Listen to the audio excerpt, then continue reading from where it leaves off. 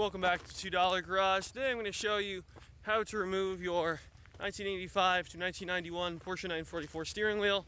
This is the non-airbag steering wheel.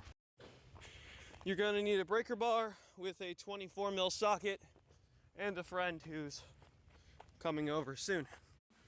Okay, time to remove the steering wheel. It is not the most complicated thing in the world on the non-airbags. You need a breaker bar with a 24mm socket on it. So the first thing you're going to do is you're just going to pull this. There's no airbag, so just pry it basically. There we go. You should see these 3 connectors, and right in there is our 24. For these bolts right here, you're going to take a 9/32 and take them off.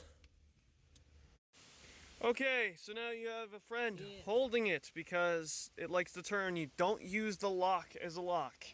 We'll destroy it. Yes, so that's going to be a very expensive day. So you have a friend hold it.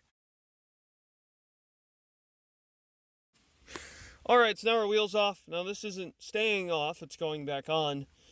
This is just so I can get this piece off for the altar of eBay.